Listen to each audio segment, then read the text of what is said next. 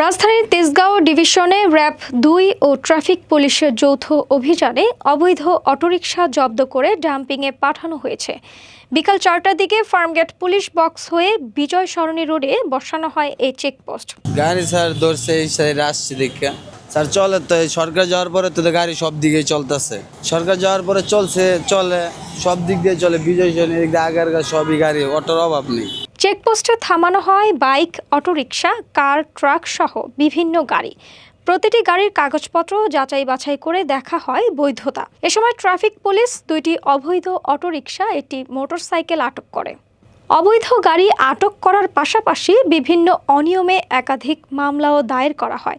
আইন শৃঙ্খলা রক্ষাকারী বাহিনীর দাবি, এ ধরনের অভিযান নিয়মিত করলে সড়কে শৃঙ্খলা ফিরবে।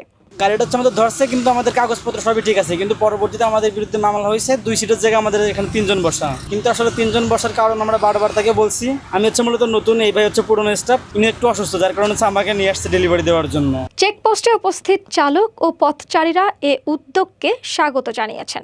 তাদের মতে অবৈধ যানবাহন কমলে দুর্ঘটনা ও বিশৃঙ্খলা দুটোই কমবে। স্যার যদি একটু দয়া করে তাহলে আর কি মনে করেন যে আমার গাড়িটা বেচতে দেবো আর কি, কারণ আমি জানি না যে ভাই ভার্সিটির বই কিছু মানে বই তো আমরা আঙ্গাই নিতে পারবো না, সারা তো রাস্তা মনে হয়, এই কারণে আমি আইসি নাই তাইলামও না। তেজগাঁও ডিভিশনে র্যাব ২ ও ডিএমপির এই যৌথ অভিযান রাজধানীর বিভিন্ন এলাকায় আরও জোরদার করা হবে বলেও জানিয়েছেন সংশ্লিষ্টরা। যে অবৈধ অটো রিক্সা আর কি হাজতে ঢাকা সিটিতে আর কি আসনে, তার জন্য আর কি অবৈধ রিক্সা ধইরা আমারটা দিয়ে আর কি থানায় নিয়ে যাবে। শৃঙ্খলাপূর্ণ সড়ক ও নিরাপদ যান চলাচল নিশ্চিত করতে অবৈধ গাড়ি জব্দ এবং নিয়ম ভঙ্গকারীদের বিরুদ্ধে ব্যবস্থা নিচ্ছে আইন শৃঙ্খলা বাহিনী।